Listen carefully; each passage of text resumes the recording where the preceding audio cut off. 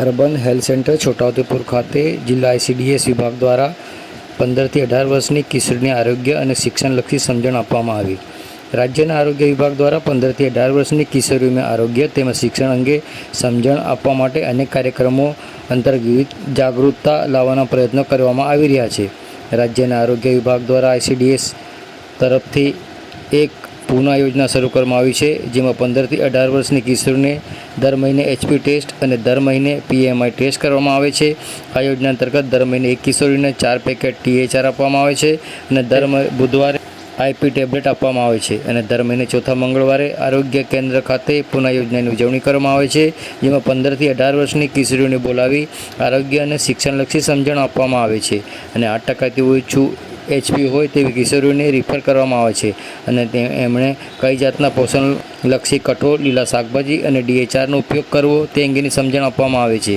જે અંતર્ગત જિલ્લા પંચાયતના આઈસીડીએસ વિભાગ દ્વારા છોટાઉદેપુર અર્બન હેલ્થ સેન્ટર ખાતે 15 થી 18 વર્ષની કિશોરીઓને બોલાવીને તેમની આરોગ્યલક્ષી તપાસ અને સમજણ આપવામાં આવી હતી અને જેનું 8%થી ઓછું એચપી હતું તેવી કિશોરીઓને કઈ જાતના પોષણલક્ષી કઠોળ, લીલા શાકભાજી અને ડીએચઆર આપવામાં ઉપયોગ કરવો તે અંગેની વિગતવાર સમજણ આપી હતી અને તેમને રિફર કરવામાં આવી હતી। આ પ્રસંગે છોટાઉદેપુર જિલ્લા પંચાયત આઈસીડીએસ વિભાગના કર્મચારીઓ, અર્બન હેલ્થ સેન્ટરના કર્મચારીઓ તેમજ 15 થી 18 વર્ષની કિશોરીઓ મોટી સંખ્યામાં ઉપસ્થિત રહી હતી। આવો સાંભળીએ આ અંગે જિલ્લા પંચાયતના આઈસીડીએસ વિભાગના વિનોદભાઈ રાઠવા શું કહી રહ્યા છે, સાંભળો તેઓના મુખે। મારું નામ રાઠવા વિનોદ છે।